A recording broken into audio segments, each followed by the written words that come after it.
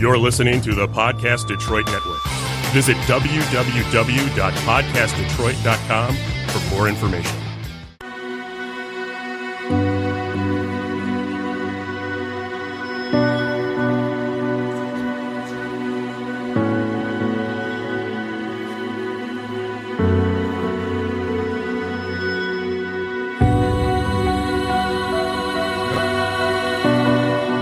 Wind whips the loose sails as steel clashes on the decks of a mangled and burning ship. A woman in black and with heavy dark veil slowly raises her hand to manipulate the invisible strands of fate, ensuring the return of a man pictured in a locket, open and mahogany table before her. The door opens into an exquisite image of a ball. White wigs, powdered faces turn to see a woman dressed in red velvet, just as a jeweled mask passes before her emerald eyes. On a distant isle, a young explorer lifts a dust-covered relic of a bygone world to a well-dressed noble who grins as the sound of a pistol cock echoes in the torchlight. These are the images of 7th Sea, and the topic of our 43rd episode of this, your Storyteller Conclave. Hi, Sarah. Hi, Rob. How are you doing? I'm kind of thrilled right now. I know. It is. We're going to be talking about my favorite stuff, 7th Sea. I love 7th Sea as a system. I'm going to flat out say it. Really? You've never mentioned it before. I know. Shut up. No, go on. So 7th Sea for me, and I'm going to preface this with first edition, is literally my favorite system by far. I stumbled into it with some friends many years ago, and then quickly dragged kicking and screaming people into it, and finding books whenever we could. So it was definitely a thing that captured me very quickly. By the time I joined one of your games, your 7th Sea games had already kind of become a thing of legend for me.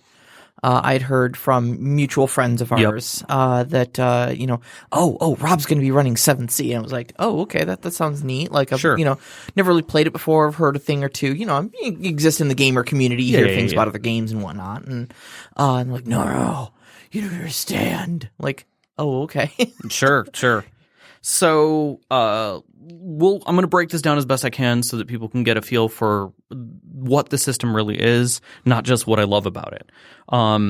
So to be completely clear, 7th Sea has technically 3 editions. There's the first and second edition, but during first edition, they also partnered and did a D20, which was swashbucklers. And it is different between it and first edition technically, but the world is still the same. Mm-hmm. Whereas when you stepped over to second edition, the rule system changed drastically and technically time shifted forward. And that's another thing that I'll be discussing a little bit about the world. So for those of you who don't know, 7th Sea was put together originally by AEG, which is now Chaosium.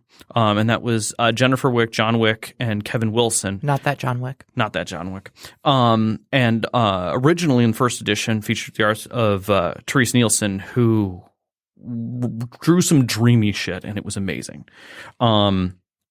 The world itself, which is the most important, I would say, part of 7th Sea, is a heavily influenced and exaggerated version of 17th century Europe, including the adjoining isles and locations. So you had a Gnostic Christianity with Spanish Inquisition and Templars and Masons and Knights involved in that as well. And it was a world developed not unlike our modern Europe, just kind of stretched out. So you had nations like Avalon, which was England, Castilla, which is Spain, Montaigne, which is France, Eisen, Germany, Usura, which is Russia, the Vendel and Westermain-Havignar, which was Netherlands and Scandinavia, Vodacce, Italy, and then on top of that you had Innsmouth, Ireland, the Highland Marches, Scotland, the Crescent Empire, which was kind of the Ottoman Arabic states, the Midnight Archipelago, which is both the Caribbean and North Africa kind of crammed together. Okay. And then Cathay, which was China, Korea, and Tibet. And Yes, the 7 rings technically is attached, so the world is part of it. Or 5 rings. 5 rings. Yeah. 7 rings. I shouldn't be. So the 5 rings. 7 rings. 5. Well, 5 rings, but actually, there's lore about the additional rings. Which ties the two together. Isn't there like 1 ring to rule them? Or no, is that you wish. Unfortunately, it's China, so the answer is no. Gotcha. And then 2nd edition added the Commonwealth, the Samarin Commonwealth, which was basically Poland, Lithuania. But I'm not going to get into that. The basis of 7th Sea is that it's a D10 roll and keep system. Mm-hmm. So very simple, easy to pick up, kind of a World of Darkness system in a way. Yeah. So what is roll and keep? Because that was something that kind of threw me at first. I was used to World of Darkness walking into it. Right. You handful of D10s, okay, there's going to be successes and not successes. Right. And you're going to count the numbers that are the number of successes you roll. Correct. And so success checks in 7th Sea 1st edition, basically was you have a trait and you have a knack under your skills. So, for instance, if I wanted to stab somebody with my sword, if I wanted to fight them with my sword, I would grab my finesse trait, whatever dots I had in whatever the rank was, and take those as dice. And then I would take my finesse dots in that knack. So still very much like White Wolf, where you're going to be grabbing like dex plus melee. Correct, and grabbing your pool. Okay. But instead of saying, okay, when I roll that, I have certain things that constitute a success, I literally say, okay, what is my trait that I'm basing this on? Well, it's finesse, and that might be, rank 3. I have 3 dots in it. Sure. So I get to only keep 3 dice because it's the best I can get to. So there might be 6 dice hitting the table if I'm, exceptionally good at swords. 3 dice in fencing. Correct. 3 dice in finesse. But I only get to keep 3 of those. Correct. But you get to pick whatever 3 you want. Okay. So if you roll 3 10s, fantastic. And then that whole got scrapped into the D20 system and got different, but we're going to kind of ignore that system. I kind of feel like the D20 version of just about any of these games is like, because they really went, like, especially after 3rd edition came out and the open gaming license happened. That's like, what did all of that. They went D20 crazy on everything. Swashbuckling Adventures, which I didn't like the name of it when it came out, but I could see where they did it. And like a lot of people did, Pathfinder editions of things in the same kind of feel, but that was much closer system, so it felt really easy to go between those two things. Yeah. But they wanted to get the world out in other places, and I get that. I totally understand that. Sure, it just sure. System-wise made it difficult, and a lot of people kind of thought that was weird, but again, it worked, and so it drew people to 7th Sea as well, which brought up, when 2nd edition came out, a lot of people who were interested in it. It's the kingdom of the crystal skull of the of the 7th Sea. kind of. It's that one that you just kind of go, I guess it's canon. Exactly. So again, you've got traits, brawn, finesse, wits, resolve, and something that they added, which was panache. Panache. And I think panache was a fantastic ad because it was like, what the hell is panache? Well, je ne sais quoi. Exactly. It's that certain je ne sais quoi, that thing. It means a certain flair. Yes, right. I know what panache means. Yeah. Really, I had to look it up. Exactly. So, brawn is your strength check. Finesse is your dexterity check. Wits, obviously, is intelligence. Wits kind of crammed into one. Resolve is, in essence, your life. It's constitution almost. Yeah, really. And panache kind of incorporates actions as well as a little bit of social. And it makes it a little bit different in working with that. It's kind of a measure of like how dynamic your character is and almost like their dramatic potential. Correct. But at the same time, like, I could be a really good swordsman because I have a lot of panache. I have that flair and that ability and that speed. It's more than just my finesse. Yeah. It's my ability to move and make space. So I might not be a great swordsman. My finesse might be low, but if my panache is high, I might be able to outduel you because I have more actions. Oh, yeah. My first character lived and died on his panache. Yeah, exactly. So, so think of panache as something a little bit more than what it could fit. No, we're not talking GURPS. Walk away. So then you had traits that combined with knacks. Now, skills have sets of knacks to go with them. That's the whole thing. Is that you'd buy a skill set. with your points, and I'll get to character creation as well. And in that, you might have several knacks. For instance, like if I grabbed the courtier or courtesan, I might have in there linguistics, I might have etiquette, I might have dance, I might have perform. Those are all knacks that fall under that and are technically my skill checks. So whenever I'm dancing, I'll use dance and finesse. Or the storyteller might have me use panache because maybe I'm trying to out-dance someone in a motivational way, not so much in a physical way, you know. And so that's where the game can get a little different, is because there aren't actual skill sets that are tied directly to traits. You have the ability, the storyteller has the ability to work with you in the dynamic of the story to roll differently. If you can explain that your character's doing something in a different way, yeah, you might end up rolling a different trait off of that. Sure. And so it does make it a very role play and movement friendly game, and that adds a lot of dynamic to it that's different than pretty much anything else I've ever played. So the one big thing that I would say sits on me as a system that is different is that it fell a lot into systems that we saw in the, I would say, early 90s or late 80s and early 90s, where you not only got a system, but you got a whole world to go along with it. Oh, yeah. You know, D&D gave us a flavor of a world, but we really didn't have Faerun or Greyhawk till some time. And then there were constant D&D worlds. We had Forgotten Realms. We had all these other things, but those were all additions and add-ons. This literally is in the player's handbook and explains the entire world to you because it needs to. Yeah. Because the rules are so intrinsically tied to the world. Correct. Especially when you start getting into things like magic. Well, magic and sword schools. Yeah. You can make a character that has magic from a different country, but it costs you more, and you kind of have to explain in a way why.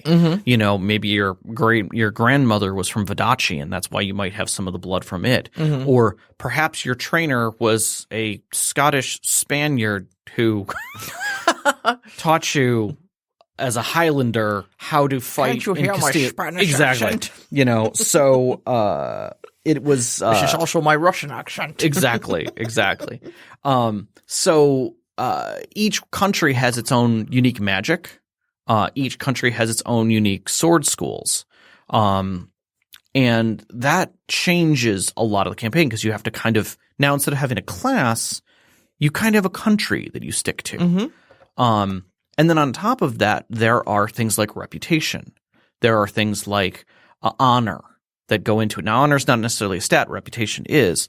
But effectively, it's you're a hero, and like dueling someone to the death is a serious thing. You can't just do that anywhere. In fact, there's a swordsman guild which basically states no one is allowed to do that. You have to literally schedule your duels with them if you're anywhere near a city to make sure that it's honorable and done properly, and that, you know, people, because, you know, there's an honor among swordsmen, you know, and that anyone outside of that is, you know, it's heresy. It's villainous. Why would you do that? You know, using a firearm? Oh, Cool that's motive, brute. still murder. Yeah, it's exactly. So those kinds of things add to the world as well. And then you do have, you know, certain other mystical elements that are involved in it. I'm not going to get into all of them. There is a rich world history that delves into how the magics came about and who were the previous, you know, occupants of the world and how the world was created.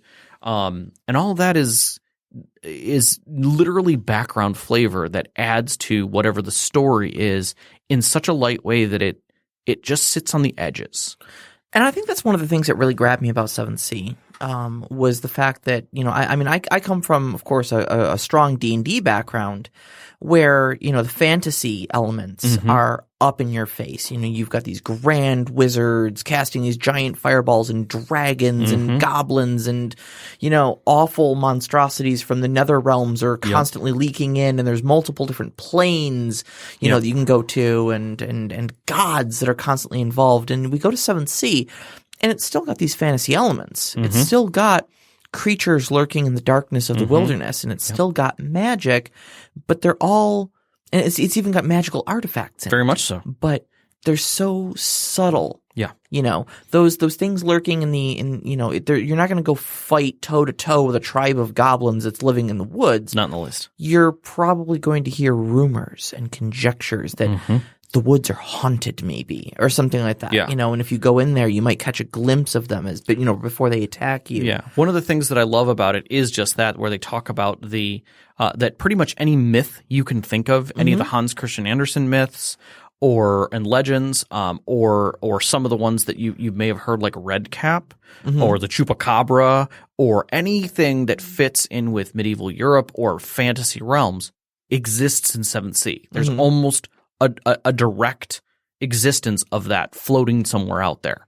And that makes it really neat, because you'll be reading something, you'll be like, wait a second, that's the myth of so-and-so. Holy Lord, like, how is that in here? that big lizard eats all the goats. Yeah, exactly. Chupa thingy. Yeah. How about that? So, like, the Knights of the Round Table exist in Avalon. You know, at the same time as Merlin, at the same time as the Mad King of Ireland, at the same time as Rob Roy, at the same time as, you know, as pretty much every Highlander Braveheart myth that exists. I think we've got some Rasputin up in 100%. At the same time that Old Mother Winter is devouring invading armies from we have Eisen Zorro in Castillo, Yep. along with the Inquisition, and a young, youthful king who has a brother. You know, and there's all these little pieces that tie together. You know, France is in a constant state of poor and rich, you know, ripe for a revolution. You know, you've got the despair of Eisen, Germany, because they recently had a religious protest war that just happened that took the whole country apart. You know, you've got the old world Vikings fighting against the new shopkeepers and merchants who are trying to, you know, capitalize on the world's trade routes. You know, so you've got all these parts that make up this exaggerated 17th century that we have in our minds and makes it real. And that whole belief makes it exceptionally different to play in than any other system, because now things that you can remember from stories and from little facts and movies, suddenly those tropes are real in this world, and it makes for a really rich existence. And it's kind of cool because it does pull from such, you know, real world parallels, and I think that's one of the things that made it an easy system for me to get into was when you realize, like, oh, you know, all those myths that we have in our world, you know, that are just bedtime stories about, you know, say fairies stealing children and replacing them with bundles of sticks. That actually happens in this game. And you're like, oh, suddenly I have a frame of reference for what's going on here, you know? And you can just say, like, hey, you know the Spanish Inquisition? Yes. Okay, that's a thing. Yeah. And this guy's an inquisitor. Oh, okay, suddenly I have, you know, I know exactly what's what to expect. Right. And it makes it very easy for people to recognize villainy and recognize darkness and the darkness in men. You know, at the same time, this game 100% incorporates seduction and romance, and makes those very living, breathing things that are required. Like, they do not mince words when they say in some countries women, you know, who don't have power are worthless. Like, I'm sorry, you're a second wife at best, you know? Yeah. You know, and you may be left at home, shadowed in a corner, you know, but those women, you know, who are hiding are still of value, but not in that country as much. And sometimes they try to sneak away, you know, and that has haunting stories that come out of it as well. But they're part of this world. Yeah. So it's very world centric. You have to know the world, but at the same time, it is very easy to accept. So I'm going to kind of take it from two different perspectives a little bit. Okay. From a storyteller's perspective, I feel that 7th Sea is different because of a couple things. And the biggest one is heroism. Yeah. Without a doubt, like literally right in the very front of the book, it tells you how the game, the mantra of the game, and that is that measly stuff, brutes, you know, falling down, getting caught in a trap does not kill a hero. The only thing that kills a hero is a villain. So if you're thinking under the D&D auspices of I walk them into encounters and suddenly they get killed by a bunch of random things, No, they don't. Yeah. They're knocked unconscious. They're tied up. They're put in another room. The villain, the henchman shows up and points his finger at them and does the one thing that you fully expect him to do. He leaves them locked alone in the cell with a sleeping guard 40 feet away who has a set of keys on his hip, and there's a dog in the corner. You know what's going to happen out of the scene because that's what's expected. Uh-huh. And in that, you are always believing in your heroes. Mm-hmm. You want those heroes to win. You want those heroes to triumph and move on because you want them to get to that fight. You want them to get to that moment of glory that happens. Exactly. Like if your character is going to die, it's going to be, with a sword in his hand, quipping spitting a mouthful of blood at the villain and quipping a one-liner at him, that's going to definitely sting him. You know? If you've ever seen a movie or a TV show or something like Firefly does a great job where Mal literally looks at him and goes, "I'll never shoot you in the back. You'll be facing me and you'll be armed." That's the truth. That's the honor among that. At the same time, you think of something like even I'll say the Incredibles where he's monologuing and Mr. Incredible tries to catch him, and he's like, "You caught me monologuing." Like the villain catches himself with what he's done wrong. That kind of stuff is 7th Sea, without a doubt. That's what you think of. Sam in the live chat here, it actually says, it's nice that you don't have to worry about dying of random things. Correct. And Sam, I want to just one thing I was thinking while he was describing this very thing is that this is something that I, in my time hanging out with Rob and gaming together with him and stuff like that, have really picked up from his gaming style. Yeah. Because, like I said earlier, I came from a really strong D&D background, and I know you're just starting as storytelling in D&D as well. Yeah. You can do that in D&D too. Yep. Like there's nothing stopping you. This is not a game styles or a game system specific attribute. Definitely not. Okay. As the storyteller, you absolutely decide, how lethal traps are, how random your encounters are, and how bold your villains are. Yeah. So don't be afraid. If this is something that entices you about this system, but you're still playing D&D and you're not playing 7th Sea, by all means, use this. Carry it over. Yeah, by all means. And there's nothing to say that you couldn't carry that same system idea over. And basically, whenever there's – and I'll get into how they handle monsters in general, but it's definitely something you could carry to D&D without a problem. Yeah, absolutely. It would act a little funnier and your players would kind of look at you weird, but – I think it would change the whole feel. Yes. And we'll kind of go to that. So it really does. 7th Sea, another thing that that happens really well is that it is not played moment to moment. Like you can definitely play it moment to moment, but it gets very awkward. It doesn't have the crunch that D&D does where you need to manage do you have rations? Who's taking watch for the night? There's no gear per se. Like there are some unique items, like certain swords are a thing. There are, like you said, there are some artifacts in the game. There are definitely some sides, but you're never going to do a gear list and put in there 10 candles, 40 feet of rope, things like that. Those are kind of assumed. These are adventurers. They have things at their capability. You're never going to count horses. Maybe in a action sequence when a character jumps from his horse to another horse, and they're fighting, maybe on the horses in front of the carriage, you can say you as a storyteller can be like, well, your horse trotted off in the woods, so you're going to have to do one of these horses or do something with the carriage. You could do something like that, but again, I think that would be based on the scene more than anything else. It's more of a complication and less of an inventory management. Correct, but at the same time, if your character is a master horseman, like you said, you grew up in Castillo and trained horses all of your life and riding horses, I would have no problem with your character whistling into the horse showing right back up, like, oh, well, you trained it to do that, so there it is. That's not a thing. So your horse is just glitched out and standing on some dude's roof. Exactly. Screw that horse.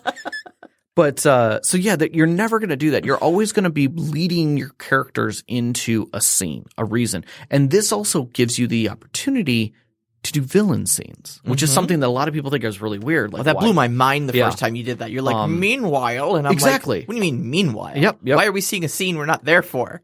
Because it's important to the story. Because it's important and it's cool. Right. So when you see the Cardinal Richelieu character talking with the king, and he's basically talking, you can tell he's making plans, and then as soon as he's done, he's like, of course you're magnanimous one. He walks out the door and closes the door, and he's walking with his henchmen, who you now have met. and he's just like, good, then the deal is done. Destroy the active, musketeers and end their tyranny. Send message to this person who will completely countermand the deal that I just made with the king. Exactly. And then literally the next scene is that henchman walking out on a dais and talking to all the musketeers and saying they've been disbanded and that the king thanks them for their service and they now can go join the army. And it's like, what just happened? That is a 7th Sea scene, without a doubt. A thing that fits well into that, and I love getting to, is story background. So in most game systems, 5th edition kind of added this, and I thought it was nice. But most systems don't have backgrounds. Like you don't know where your character is. You're kind of making that up on your own. 7th Sea gives you a template, like gives you the ability to buy in your character development where you came from, why you are who you are. Yeah. Why is Athos a drunk asshole who sits in the corner? Why is Aramis never getting involved with women? Why is Porthos constantly showing off everything? Who is D'Artagnan? He looks like a kid. Like, why is he any good? All these people have backgrounds. All these people have stories. And that background comes into play and gives not only the storyteller and the player advent to work with each other, but the player expects their background to come out. Yeah. And expects it to be part of the game, and that adds flavor to the game itself in a way that they feel is meaningful. No, we haven't played it in a while, and I'm not very good at this. So let me see if I remember. This is Sure. Backgrounds are the things on your character sheet where I give you one of my drama die, and I say I want my background to play into this story. Is that correct? Is that the thing? Correct. Okay. So then when my background comes up, I get experience because I've added to the story. Yes. It's not experience per se, because experience adds a little differently, but yeah, effectively you get experience. But yeah, I get you get a benefit for from it, basically, yes. because I have added complications to the story. Correct. I've added my own drama die to your pool. Correct. Okay, and I think we'll talk about drama die a little in a little bit. But the drama die goes from my hands into yours as the storyteller. Meaning we'll get to that, yes. Meaning you can use it. Correct. So like, for instance, if you're saying, and this isn't you spend to put it in, but at the beginning of the game, if you look at me and say, hey, I want my story to come up, that's when you spend in. Right. And so now I, as the storyteller at the beginning of the game, had an idea of where the story was going. Now I have something to add into it. I have a puck. So back to you, Sam, on this one. 7th Sea is a game that you very lightly have a story outline. You have scenes and things that you're ready for, but literally at the beginning of a session, a player can be like, you know what? I do want to have my shit come up in the story and pass over. I've got the star-crossed lovers background, and I want my spurned ex-boyfriend to show up in this scene. Here you go. Yep. And now he'll show up. So that definitely adds a flavor to any active story, but it also gives a caveat to the storyteller to be able to now have that. Yeah. He or she doesn't have to come up with everything every time. And just as real as any other sequence when you're telling episode to episode of a story, you'll be watching Star Trek The Next Generation, not every single episode is plot. Sometimes it's about a character's backstory and it focuses around them. Now you have Advent to do that. Knox, I know you're joking with what you type there. He says in the live chat, "Can I bribe you not to have it come up?" That's funny. But there are some parts of the system that do that. But there's legitimately a thing to that, though. Yeah. Is that conflict and drama go hand in hand? Yes. Okay. And so they're like salt and pepper. So, I mean, yeah, on one hand, you want to avoid the conflict because, hey, everything's so much easier. But on the other hand, all the best stories I've ever told in 7th Sea, or all the best stories that Rob has told me in 7th Sea regarding my characters, have come because my backgrounds came up and complicated things. Yes. And things that were significant to my character because I inserted them in the story. Then it's no longer a story that's just kind of happening around me. Right. My stuff is here. Yeah. People important to me are involved. Yeah. It automatically creates the bonds for your character. Yeah. It creates investment is what it does. And I think that's super important because that isn't carried in a lot of game systems, that investment, those bonds. Another thing that's in it, and we'll kind of get into that, is advantages give you literally just that, an advantage in the game. Remember how we were talking in romance that it's kind of an advantage when you're married to someone or you're engaged to someone.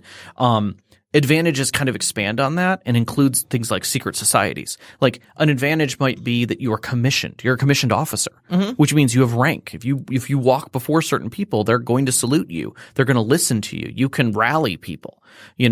At the same time, you might have a patron. Like maybe you're an artist. Maybe you play music and you get a constant stipend. Those types of things definitely give you advantages and are considered advantages, and they really can never be used against you. But backgrounds are meant to be part of the story and drama in that sense. Now, there are other things. We'll get to that when we get to the player section. Yep. But we'll talk about turning things on and off. One of the things is magic is by country, and it's in your blood of your character. It's not something you learn per se. Right. So it's not an arcane thing. It's more of a sorcery. Correct. Yeah. So in that sense, it is a very different magic system, and it is very directed, meaning there's only very simple things, simple rule sets for what they are.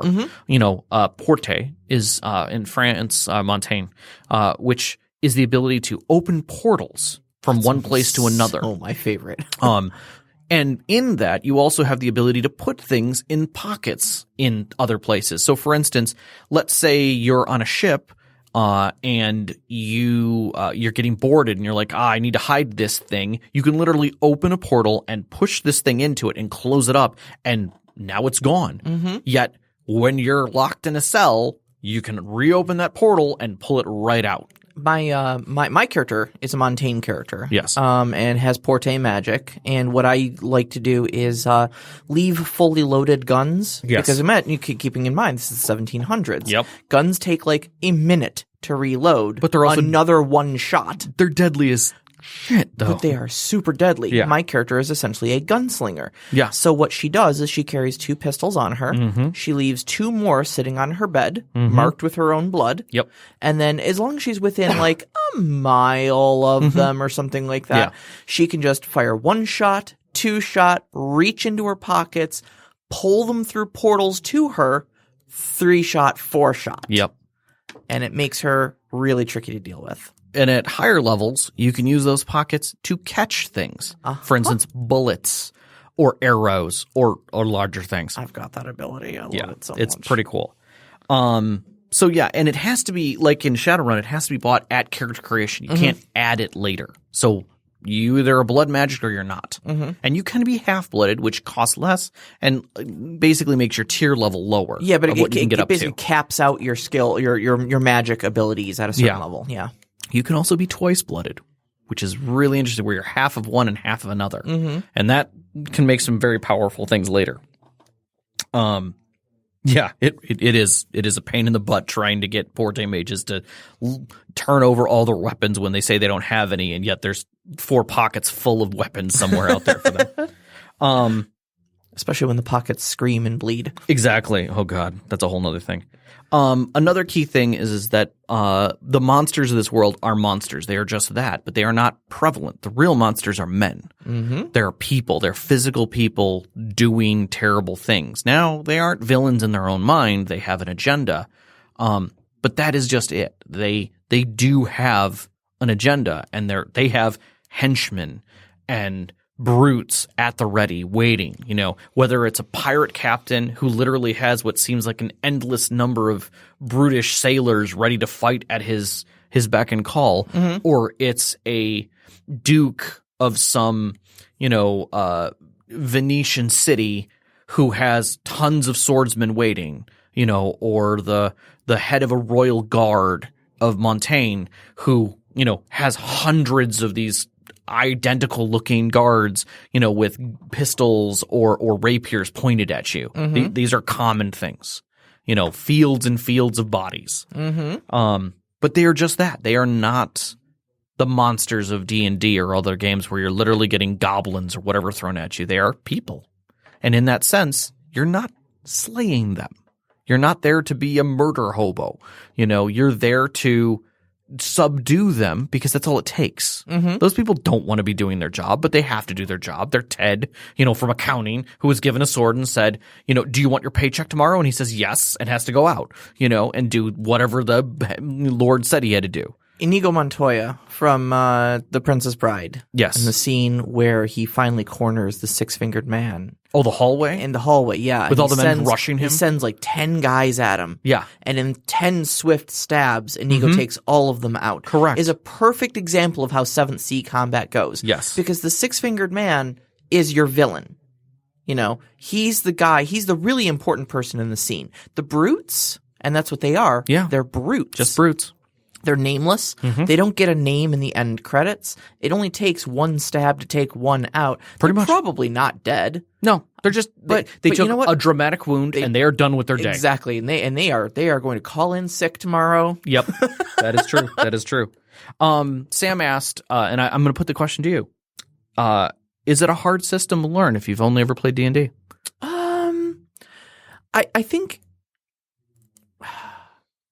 I think it's there's definitely going to be a learning curve if you've only played D&D. I agree. I think thematically it's a far different system, and so I would say less than learning the rules, learning the style is going to be more of a gap for you. Yes. Thinking dramatically, thinking about it almost like it's a movie, rather than thinking about it like it's an adventuring game with a survival mode. I like to say that D&D is a choose your own adventure with a group of friends, whereas 7th Sea is an episodic TV show that you're involved in. I almost put D&D into the tactical combat simulator. Sometimes, yeah, I would agree with that. But 7th Sea is if you think about it like a movie, and you think about it like, you know, if this character were cast, would they be played by a big name actor like Brad Pitt, or would they maybe have their name 20 people down in the credits once the extras start rolling? Right. Once you start thinking about your characters like that, then it's like, okay, it suddenly becomes easier. And then the system itself, it's probably a lot easier if you've got a little White Wolf, because it's its closest cousin. Yeah. To how the system rolls, but the system's not tough. No, system's pretty terribly easy. tough. Speaking of which, 7th Sea, a Telltale game like Fables. Yeah, I would say it's more like that. Probably. It's more like that. Count Richelieu will remember this. Yes. So then I'm going to separate into the character from a player's perspective, the differences. Okay, sure. First off, it's a lot closer to Shadowrun in building a character because you have a point spend. Yep. So everybody has the same points to spend. It's still 100 points. White Wolf is also point spend, so that's going to be familiar. You know, so you literally are buying up all your stuff. And a lot of times, you're buying stats, you're buying your traits, you're buying your skill sets, you're increasing your necks, you're buying advantages, you're buying backgrounds. All of that is point-based. Now, I will say there is an alternative way of doing it, and that is there is a way that you can randomize it, not unlike Palladium used to do, where you could roll tables to figure out what, your character was and how they were mutated, or what kind of a hero they were at a random way. This used a tarot deck, actually, to do it. And you draw cards to create the randomness, and it would tell a story. And actually, every one of the nation books has a different spread. And different stories to make your character. So you could literally go to the Nations book, pull out a tarot deck, and make a character right off of that. So honestly, a different way of doing it. Now, I personally have never built a character using the tarot method, mainly because there are strong feelings in my household about what the uses of a tarot deck should and should not be for. That's fair. That's perfectly fair. So, decks in general, there are ways to use general decks, and you can do the same. You can use it with a playing card deck, right? And so it's the same thing. Using major and minor arcana and the suits. So, but you can do it randomly, which is neat, and some people have done that. It is dice heavy. You will need D10s aplenty. It is I would say, much closer to Shadowrun in the number of dice you will need. Because there's no doubt that at some point your character might be rolling as many as 14 dice. Yeah. With all the right things thrown together. And that's, where you've got drama dice and other things thrown in there, and you've got this giant Somebody pool. decides to assist you, and you've got a fate witch who's like, wait, no, hold on, let me strand some fate to you, and, it can get pretty crazy. And then your 10s start exploding. And you start ending up with, I only get to keep 4 of these, but I just rolled a 74. Exactly, and that's what I was going to get into. 10s do explode in this game. There are some conditions where they don't. Yep. But in most cases, if you roll a 10, if you keep that die, you can roll it again. And if it rolls a 10, you just keep right on going. That die is kept. So it does make – so for instance, back to the whole roll and keep, let's say you're rolling 6 dice, you get to keep 3. If you have like an 8, a 9, and a 10, you keep – you're saying I'm keeping all 3 of those. You re-roll that 10 and it produces a 9. That 10 is technically a 19. Yeah. And that adds to your roll. So yeah, if you like explosions, it's a thing in this game. It is totally, and you can make some incredible rolls. Wounds and dramatic wounds are the difference. There are no hit points in this game. Oh, I love the dramatic wound system so much. So when you take wounds, you get stabbed, you get shot, you get knocked off a building, whatever it may be, you have to do a wound check. And that wound check is basically just using your resolve. So you take your resolve and roll. Sometimes, under certain circumstances, you might get extra dice out of it. But basically, you're rolling to see if you can beat the number of wounds you have. So much like Inigo Montoya getting stabbed and still being able to keep working, he's basically rolling his resolve dice, and he says, "Okay, well, you start with Count Verdugo just did 7 wounds to you. You pick up your resolve dice, you roll them. I rolled a 13. Great, you still have 7 wounds. Those did not go away. So the next time when he stabs you again and does 12, you now have 19 wounds to soak, which you might be able to do. The moment that you fail, though, is when you take a dramatic wound. Yep. And now your wounds go away, but you have 1 dramatic wound. You can take dramatic wounds equal to twice your resolve before you fall. And again, you're falling unconscious. You're not getting murdered. Once you're unconscious, if there's a villain in the room, he does have the right to do a coup d'etat on you and kill you. But Coup de grace. Coup d'etat is to overthrow. Oh, I know he's overthrowing the game at that point because you're throwing your character out the door. But yeah, the effectiveness is that when you're dead in 7th, you are dead in the game, period, end of story. There are very few things that take your character out of the game, period. One is dying by the hand of a villain. Without a doubt, you are dead. Your character is gone. There's no recovering from that moment. You may have a long death sequence. You may be able to draw that out and do it, but you are dead. A rarity, but it does happen. 2, you can lose reputation. Now, reputation is something important in the game in the sense that as you gain reputation, you can use that reputation to do miraculous things. For instance, let's say you've got 20 reputation and you're in a chase and you're being chased down by guards and lots of them and you're trying to get away, but you're rolling through a city. You can use your reputation to have people assist you. And so the GM goes, okay, as you round the corner, you see a hayloft that you ride through the center of the barn and shout to the men, and they see you and recognize who you are. So as several of the guards come to ride through, they push hay bales off, knocking them from their horses. There are now 6 less brutes following you. Hey. Things like that. And various things like that can happen.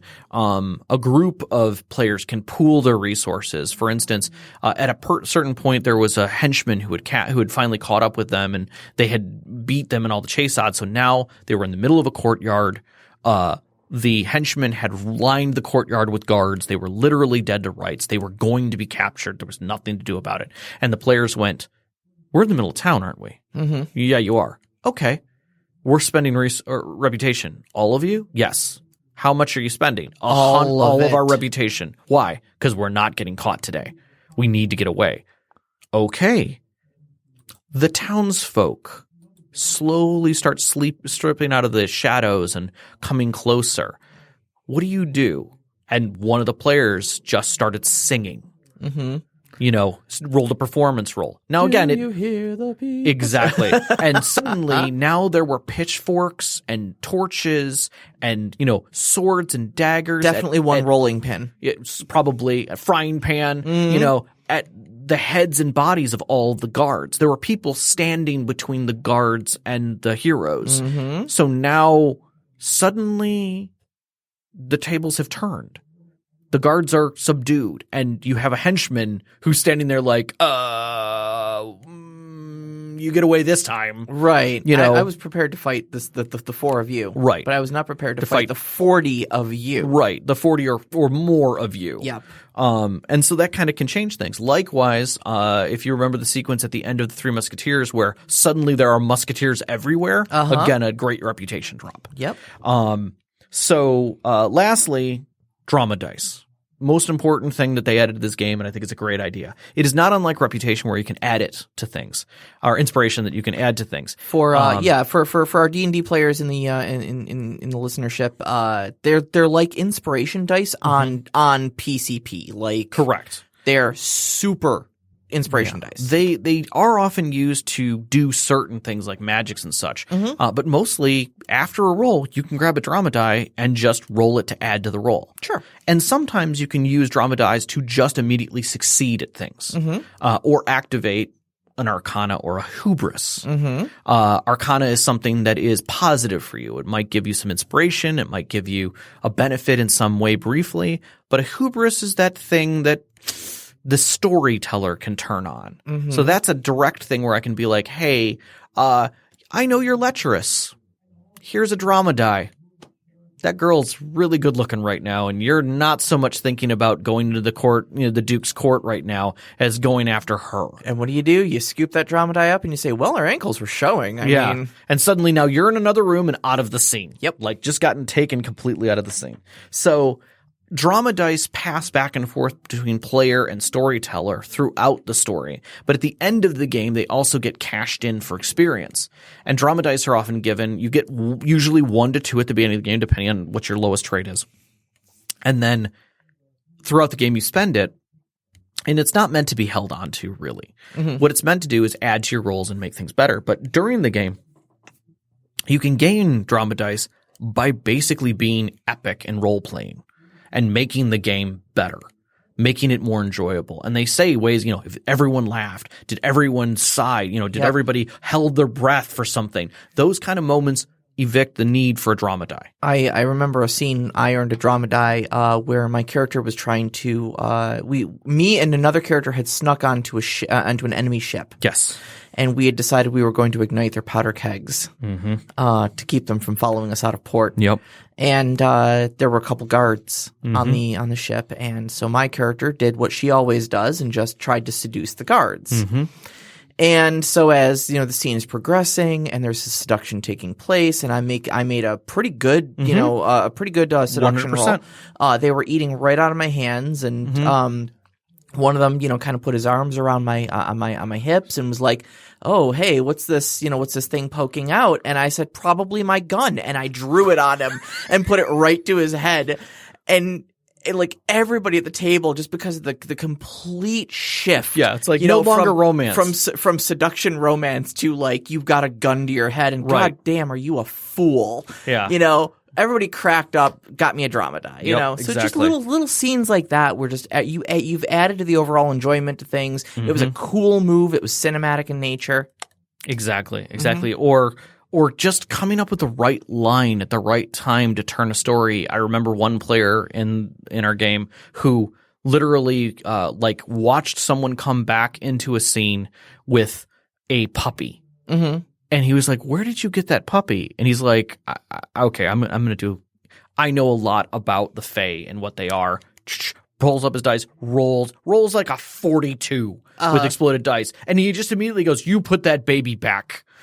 You did not get a puppy. You put that baby back right now." And he just – that's the way he role-played off that he knew for a fact that it had to have been a child that was stolen. Knocks on the box. It does. It rewards players more for choices than for die rolls. Correct. You are absolutely correct on that. Correct. And it was less about that he made a very successful roll. It was that what he was doing to push the game. He actually created a conflict between the players that was meaningful and kind of exposed something that needed to be exposed.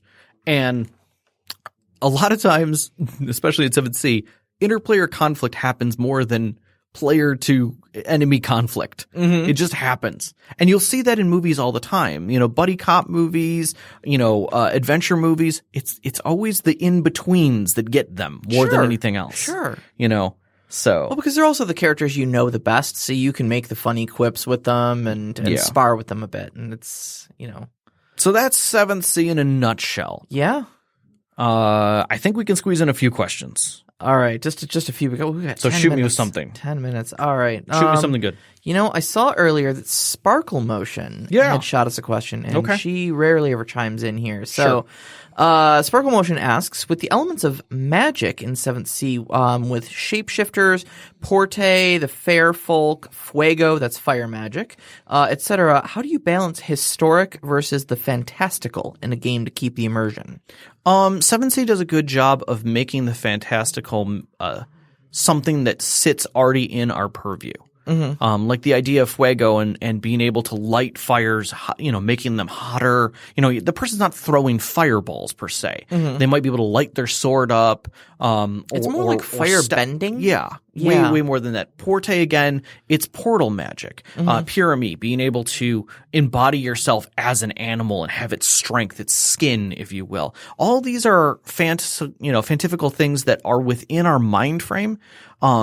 And make for good story in their action elements. Fate, the strega, which is the Italian or Vodacci people. The women mess with fate, and they can literally change loves and money and things like that between people. And again, it's things that affect the world in a meaningful way or an action sequence in a powerful way, but not so fantastical that you become a god. There are no god men. Yeah, you're not going to be like calling down meteor swarms on anything. But in the scope, because it is all very kind of low fantasy, even just being able to open a single portal and move one person through it. Yeah.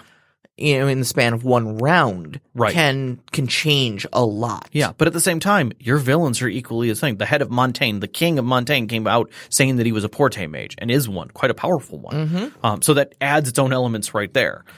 I want to bounce actually back over to the Mad Elf. Mm-hmm. Let's see here. He says, the 7th Sea is amazing, rich, sometimes violent history, alongside an enmeshed collection of interesting, often violent cultures. Would you please wax poetic on how you decide where and when to run a story? Seems to be a lot going on. Yeah. The world is full of history and things. Literally every country has some story already running in it. So it is far easier to jump right into an existing piece of history that 7th Sea has laid out for you and find ways to weave the characters into it. So think of the world as an already living, breathing time machine, and you are literally just jumping into a point and inserting yourself into that point in history and letting to see how your players play it out. Yep. A good example is Montaigne is practically on the edge of revolution. There are events that are going to happen very simply that prompt that revolution to happen, and you can throw your characters right into the midst of that. And now their backgrounds and histories are being affected by these events that are coming before them. The hardest part often is figuring out how you want to make them interested in that story. Right. Versus letting it happen around them. Yeah. It's a living world with a lot going on, but how do you tie your players to it and get them involved in what's going on instead of it just being a theme park that they're playing in? Yeah. All right. So Overwatch, I'm going to word this one very carefully because I see what you did there. 7th Sea is made up of historical parallels. Montaigne politics as the French Revolution, pirate nations, Argosta as something else, Ursa as a clearly Tsarist Russia. Does that make it easier or harder to build a campaign setting, and why? I will say it only makes it harder if you don't know the history, or at least the tropey version of the history, and you have to go do some research. Like, if you're not a studied person on Russian politics in the Tsar years, and know the stories around Anastasia, and what happened as far as that's concerned, it can be very confusing. Like, who are the boyars? Like, why is there this foreign woman, living with a mad king? How is he made mad? Like, what's so important about why is the church so orthodox? There's elements that are brought from history, but they're given such a odd, blurred glass that involves both myth and history that unless you know enough about the history, you may miss certain elements of it. But the book does a really good job. Each one of the world books do a really good job of telling you about each one of those countries, and gives you actual stories, written stories that you can read. It kind of puts you in the flavor of things. Yeah. Also, all of your villains are given very good background information, both that the players might know, as well as what you know in the background of their actual machinations. And it helps spell out their motivations a lot more, so Yes. you know exactly how to utilize them in the story. Yeah. Yeah, if you love Anastasia and that whole storyline and know a little bit about that history, there's a lot going on there, Sam. And it's a beautiful – Usura is beautiful. Do you think we got one more? Yeah, I think we got one more. Okay. So actually, we might have two more for quick here. Okay. We just got the 5-minute warning. So Draven would like to ask, Which one? okay, so I'm gonna go with the second one here. Sure. Other than the concept that only villains kill heroes, are there any other 7th Sea rules that you would like to see, like to bring into other systems like D&D, or rules concepts you've already integrated into your games? Besides the basic rule that only villains kill heroes, a lot of times I do bring over the scene-based stuff. I skip to the action. I skip to the important parts. Yep. I do that pretty much in all my games now because I feel that travel time is kind of fruitless. I also tend to ignore gear a lot more. I don't think it's nearly as important, the minutia. I'd say that's something I start doing. Yeah. Because again, I'm not worried about that kind of stuff with most of my players. I'm not going to have a player who's going to look at me and say, "Yeah, I did pack a ballista," or "You don't care about gear," and "Yeah, I can carry it," kind of a thing. Like we don't get to that level of stuff. So I think that's definitely something I carry out of 7th Sea.